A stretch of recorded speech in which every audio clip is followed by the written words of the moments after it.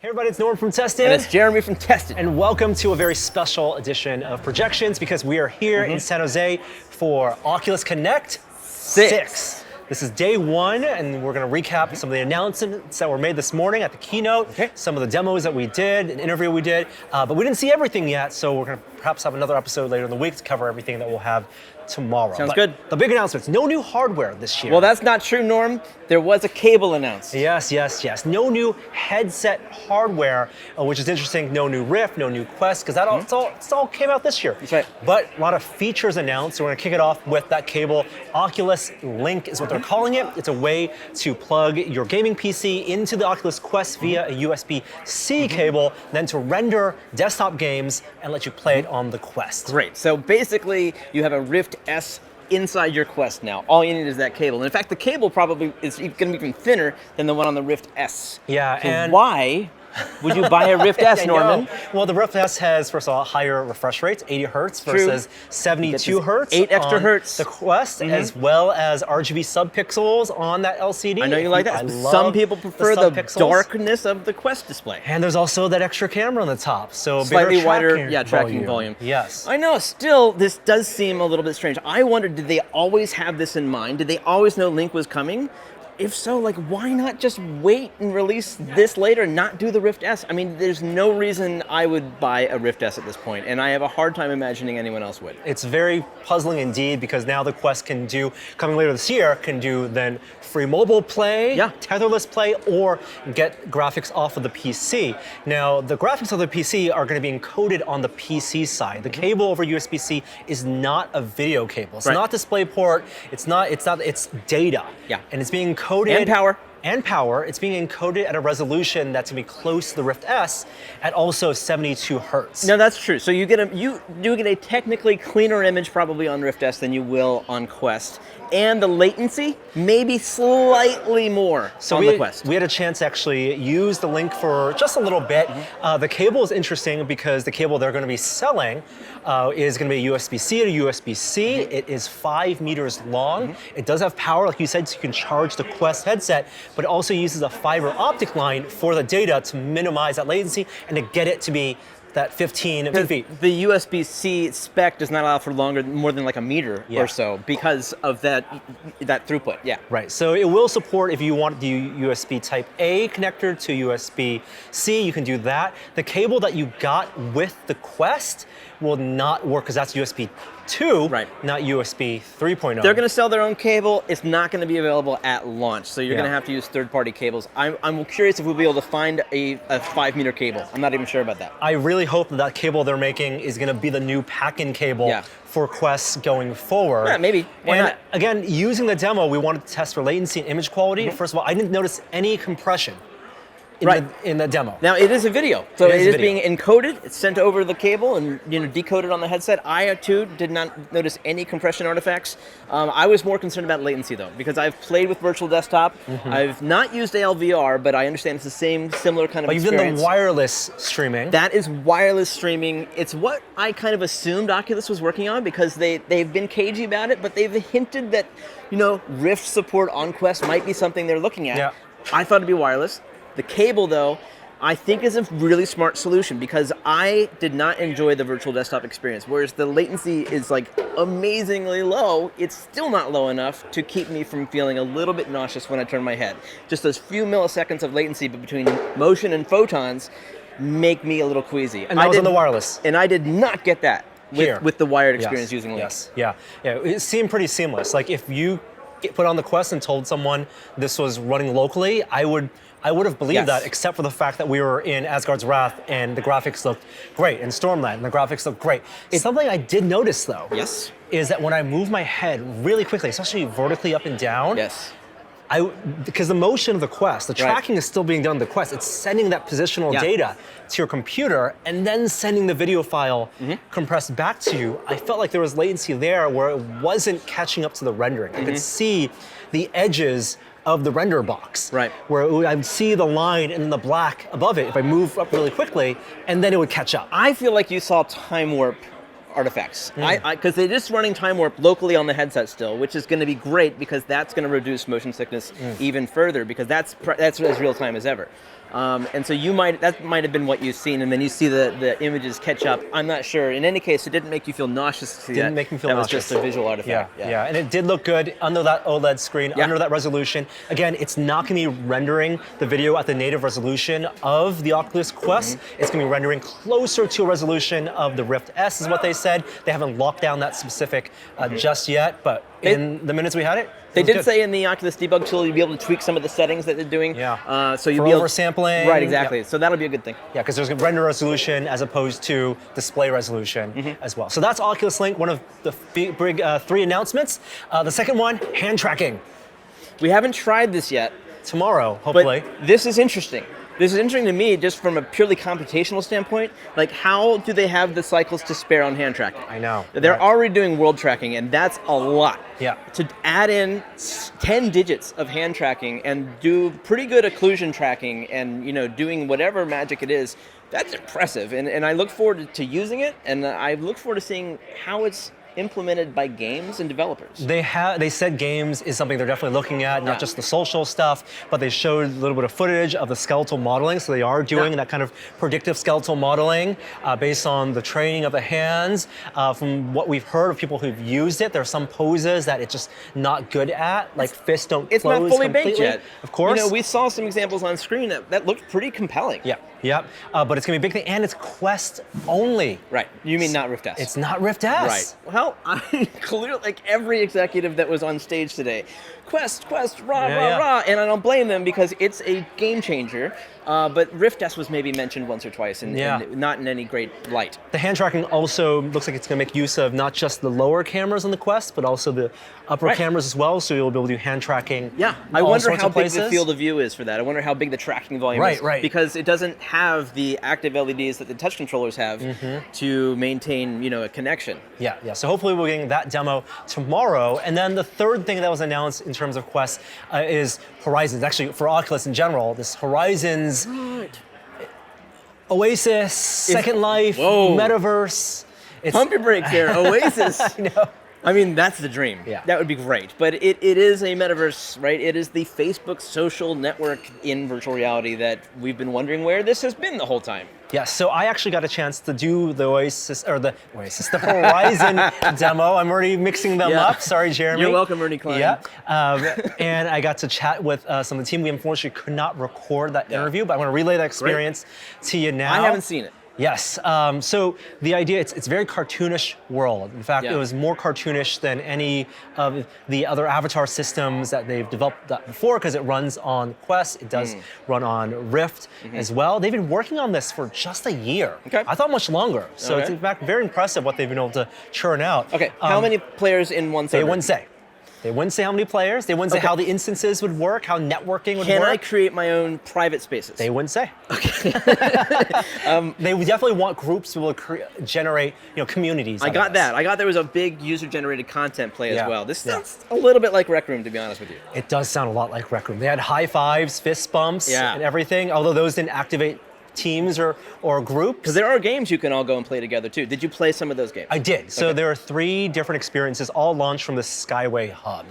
They emphasized this social hub. If you want to use the Rec Room analogy, this is the gymnasium. This is where everyone's going to gather. How big is that space? It's as big as this kind of this room right here. It's bigger than the Rec Room Hub. Bigger, much bigger than that Rec Room Hub. You can teleport. You can do free locomotion. Okay. They had someone they were guiding me through the experience. Someone in that VR that wasn't in the same room as me, and that's where I got to encounter the avatars. The avatars are, again, much more animated. They take your voice and they will animate your mouth based on what you're saying. Okay. And it looked convincing. They also do some eye locking, so it's no eye tracking, and that's something they're going to look forward to in the future. Okay. But they'll lock avatars' eyes to make sure the attention is there. You can do gestures like your okays and your thumbs ups.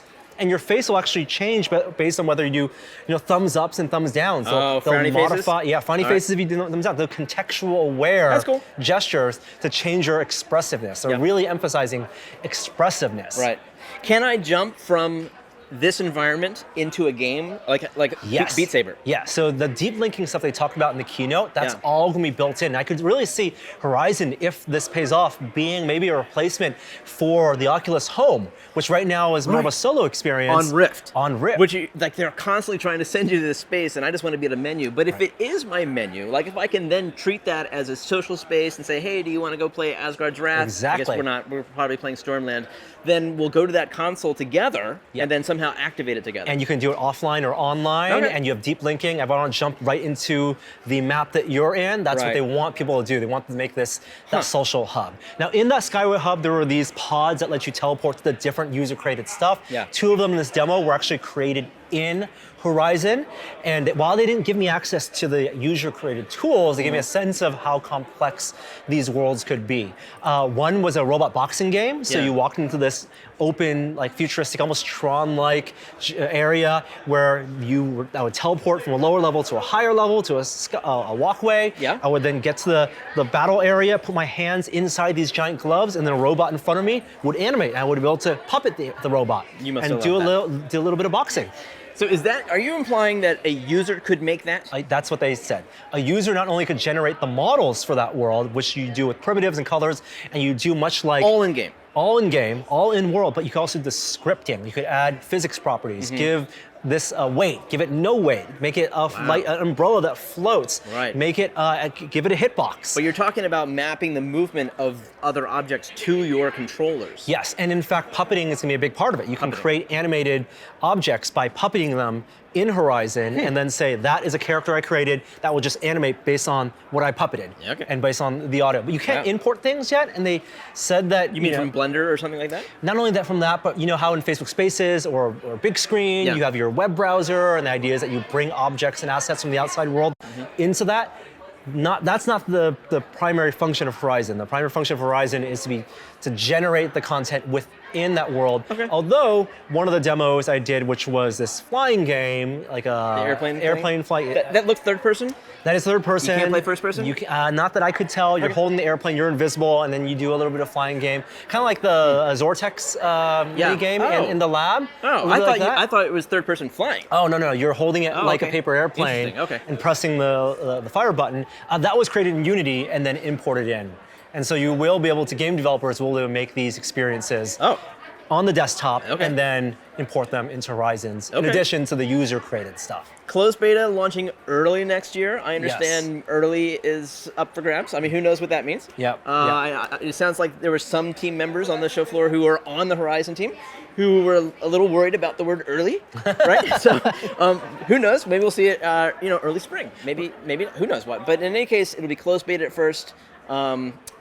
Everyone here is going to be in on it. It's a lot of people who are game developers. I think Facebook is making a big investment in this as their metaverse play, right? This is not just a thing for teleconferencing. It's not just a thing for video chat. It's not just a thing to create avatars. That the lessons they learn from venues and from spaces are all culminating in this big social play. And it is a lot like Rec Room. I mean, this is the kind of thing I would have expected at launch for any of their headsets. Even the original Rift, like it's Facebook. You want to see some kind of social experience.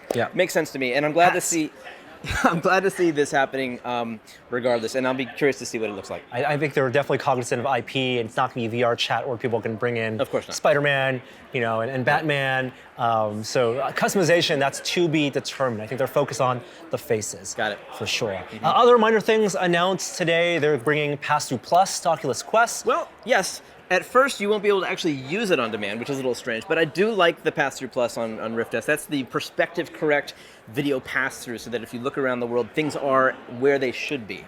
And so that's a more comfortable experience.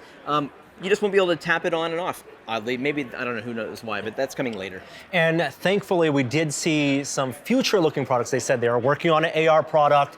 They're doing this mapping of the world, some not only geometry, but semantic understanding of the world. That's going to be important for AR. And Michael Abrash did show 2 prototypes for the Half Dome headset. The next generation Half Dome. 2 and 3. Right, so he used to have these varifocal lenses that were quite mechanical and 3-dimensional, and now he's got it much smaller. 6 slices of basically electronically controlled lenses that act as bits, and so that each one doubles the number of possibilities. So you have 64 planes of focus. Various planes of varifocal focus. I mean, that sounds really interesting. Also, sounds a lot more mobile friendly.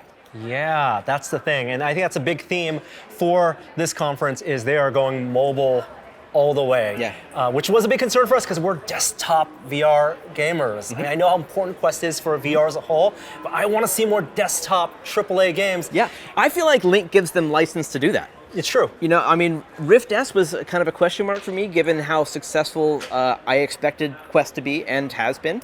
But now that they have this Link possibility of turning the Quest into a PC headset, you know, all of Rubin's investment in AAA PC titles makes a lot more sense. I just hope that doesn't mean that 72 hertz is the way going forward. I want to see 90 hertz. I want to see 120 hertz. They have talked about RGB subpixels. The next Quest. They've mentioned the next Quest multiple times, and that all of these factors seem to be improving. They're talking about, you know, high resolution, lighter weight, hopefully longer battery. I wouldn't be surprised if refresh rate is up there too. Yeah, we have a lot more to demo tomorrow, and we'll do another episode recapping that. You mentioned Jason Rubin. I actually had a chance to sit down with Jason Rubin and the new head of content for AR, VR, Mike Verdu, to talk about the ecosystem, and we'll leave you with that. All right, so I'm thrilled here to be joined by Jason Rubin and Mike Verdu from Oculus. You guys have all the announcements out there now from Oculus Connect. We saw a lot of kind of software announcements that related to the hardware as well as the content side, which obviously you both are heavily involved with, and that's what I want to check about today.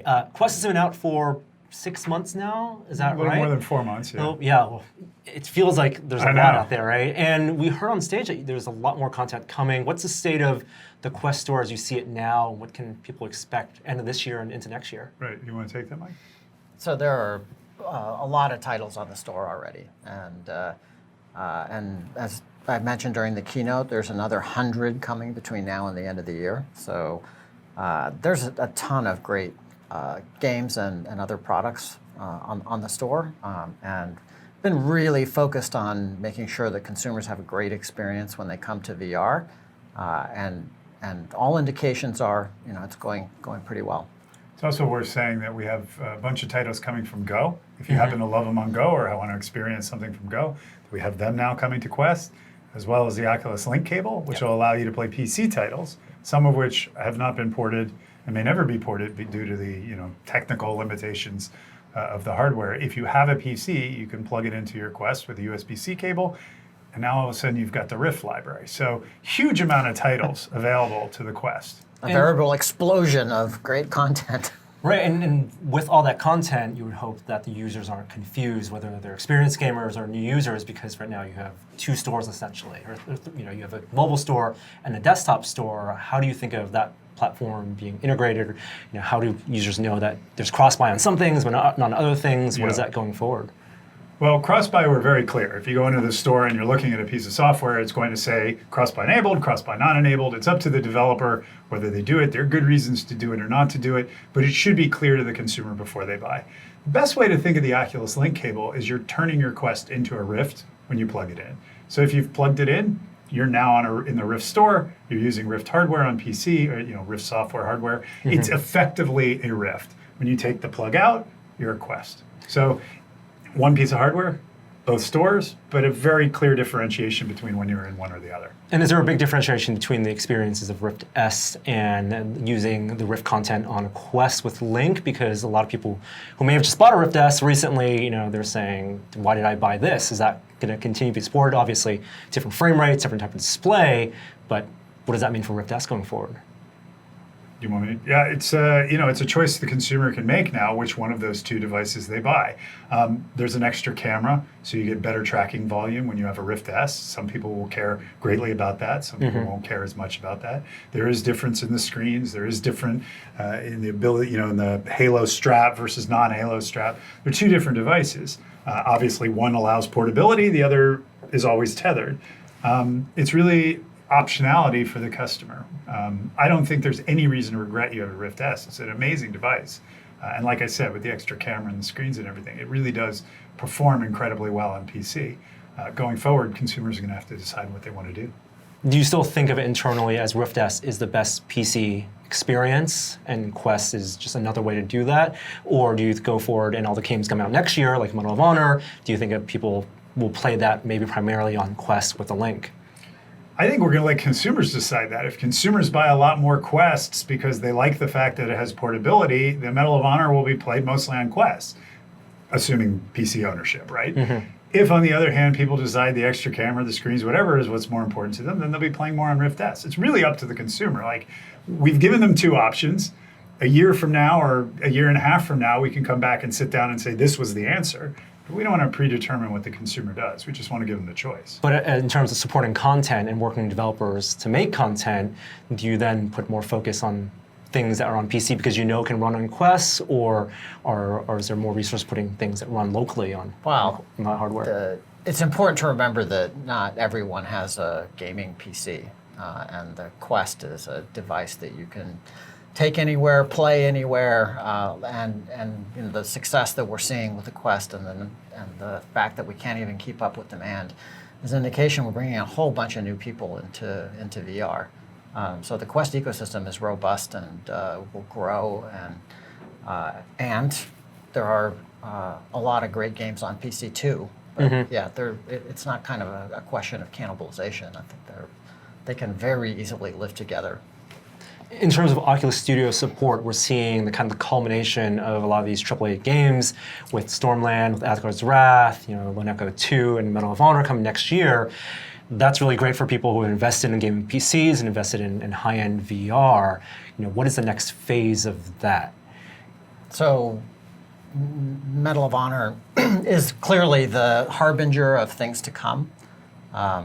Big, beautiful games that are rich and deep, brought to you by teams that have a pedigree that goes back years and is in the very top of the talent pool in the world.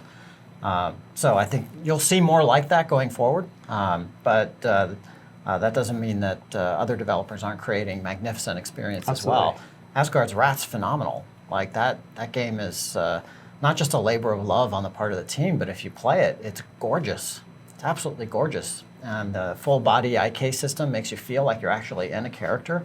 And they've mastered the art of melee combat, which is really hard, but it's it's very satisfying and fun. There's just some amazing stuff on PC. So I think it's a great time to be looking into the VR market. Like if you're a consumer, you have a lot of choices. And the choices aren't dead ends, right? Because if you buy a Quest and you decide, hey, I love VR, I'd like to see the things I'm doing with better graphic fidelity, or I'd like to try the things that aren't on Quest, you just buy a PC and you're good, right? You already have the Quest. You don't have to buy another VR headset. If you have the Rift S and you have a PC, you've got that entire library, and there's almost no reason why somebody would build something for Quest and not upport it to PC. It just doesn't make a lot of sense not to. Because the PC is so powerful. It's like, you could easily just say, just put it on PC, right? But why not make the graphics better and try to attract some PC users? So it's just a great time to be deciding what to do as a consumer in VR. You almost can't go wrong. When you guys think of how you invest in developers with the studio's budget, obviously working with a developer like Respawn gets you a lot of credibility because of their pedigree and their experience, but then you also work with developers who solely do VR, like Sanzaru and Asgard's Wrath, right? Going forward, what's the goal of the type of investment that you do? Is it about getting mainstream gamers, hey, look, we have a Respawn working on VR now, or is it about making long VR experiences? What type of milestones? What type of games and content do you want to support with studios that need that kind of support? So we're still very much involved with smaller developers who have amazing ideas about new mechanics, new game concepts, new ways to play. And part of my organization actually works very closely with those developers to bring those games to life. And we help them in all sorts of ways, and that's not going to stop. In fact, we're doubling down on that. But on the high end, we'll also be working with some of the top developers in the world to push the state of the art. So I think you'll see, evolution and parallel happening here. The answer has to be D, all the above. Yes. To have the next computing platform, everyone has to be happy they're getting what they want. It has to be all the above.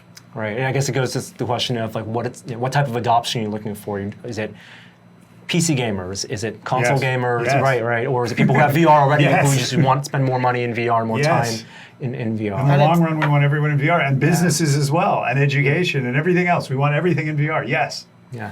But it's so exciting to see developers actually being successful in the medium. In the keynote, I was almost rhapsodizing about the fact that we have a platinum hit in VR. That is such a milestone for this business.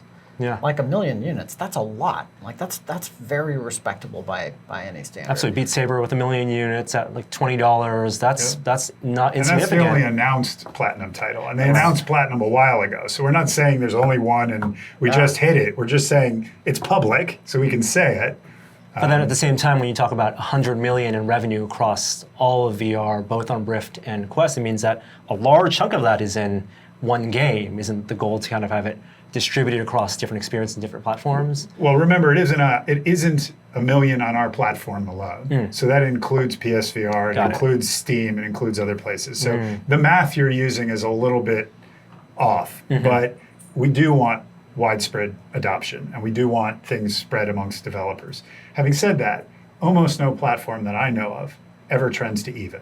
There are hits and there are misses. And developers that make misses, I made some in my career, can also make hits, and I made some in my career. What you want to do is have the largest possible install base, a extremely positive, consumptive, and happy consumer base, and that'll all work itself out. The best things will rise to the top. Things that aren't so good will not rise to the top. And on average, developers will make money, though any given developer has to create quality to create a hit. And that's every successful platform out there described effectively. So that's what we want. And you talked about between now and the end of the year, that's 100 new games experiences on Quest. Quest I think only hit 100 very recently. That's a doubling of that almost. Is that because of QA being more effective, because of more things in development? Earlier this year, some developers had some confusion about how to get on Quest and whether to invest that time. Can you point some light on that? Well, there's a nice steady cadence of content hitting now. So I think the pipeline is flowing, and you're seeing the games and other products come to market regularly now. In terms of the confusion about how to get on Quest, we care a lot about the quality of the products that go on the platform, and so we are careful about making sure that the games that we put on the store are very high quality. And so that standard has basically been consistent. That's right. You guys aren't moving that line. You have to remember the earliest Quest development was dev kits, and we had to go out and specifically say to a developer, we would like you to do the following. There was a window when the world knew Quest was coming, and we hadn't given dev kits to certain products because there were, we thought there would be challenges in porting, and some of them said, I want to do a quick port for launch. That was exactly what we didn't want. So there was a window where there was a little friction, and I think we got to them and said, we don't want quick ports, but we do want ports.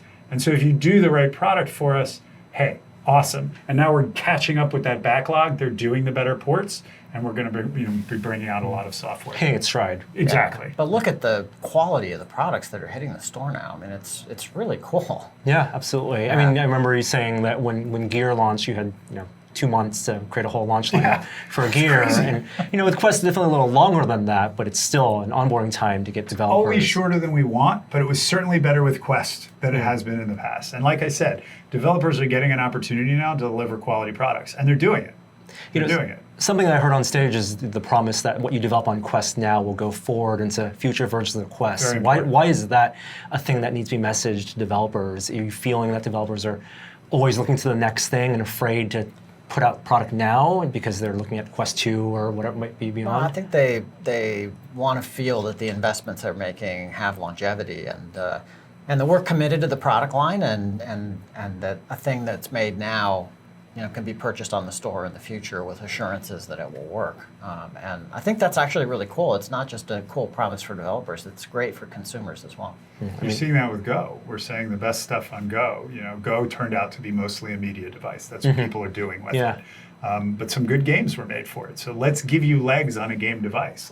Let's help you move the best stuff from Go onto Quest and give you as a developer an opportunity to see the user base you wanted. It didn't materialize on Go. Go was a media device, awesome media device.